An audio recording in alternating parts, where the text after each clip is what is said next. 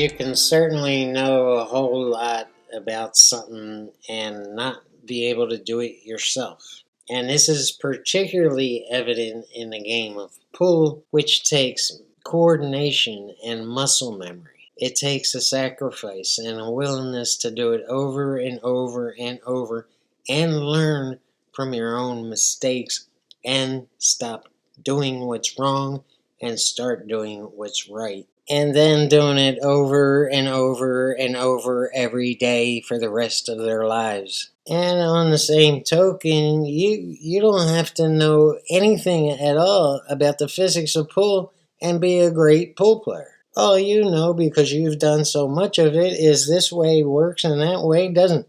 They couldn't care less about why one way works and why the other way doesn't. They're out there busy as hell trying to survive in this screwed up world.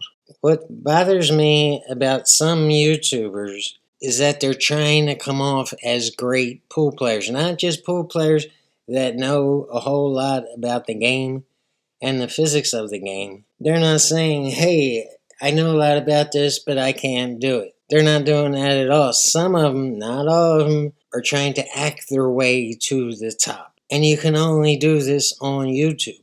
There's commentators on football every day who know every single thing there is to know about football, but they're not claiming to be great football players. The biggest market in this particular industry in pool are beginner players. People who just started playing and want to know how to make a bridge. That by far is the biggest market in pool, and most of them quit within a month or two. The problem with what these guys are doing is that they're feeding off these beginner players who wouldn't know a pool player from a tennis player. They have no idea that it's just a big empty head waiting to be filled. So someone can start a YouTube page for the purpose of filling their heads, gaining millions of subscribers, and making a whole lot of money while doing nothing but repeating information that they read or that they sat in a laboratory and studied or that they heard on another YouTube video. They're not proving themselves with action because they can't perform that action. They're trying to prove themselves with words, and the newbie has no clue what's true, what's false, and what shit he's just repeating from what he heard somewhere else. And here's the kicker, the shit that they're repeating might not be true in the first place. These people are posers. They're nothing more than posers, just trying to break through in a genre that they can't perform. They're actors, and they're scripted, and they're not even good actors. You can hear them reading the script. And some of them have very, very expensive cameras, great lighting, makeup, the whole shebang. You can't expect YouTube to filter these folks out. YouTube doesn't know, and these are business people. They're not pool players, and they don't care anyway. All they care is about making more money for their advertising. And this guy has a high production studio, and he looks good selling earwax removers.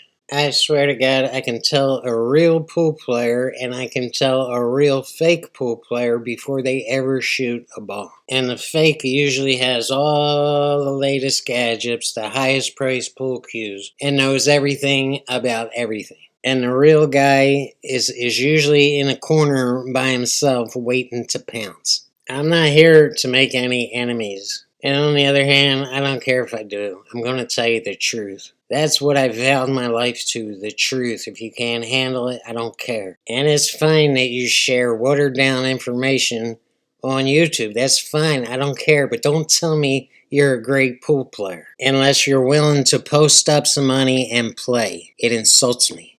There's a guy right now on YouTube, and he's getting 200,000 views per short. He's making short videos on pool.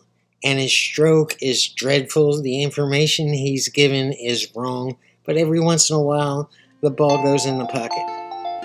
I gotta go. Peace.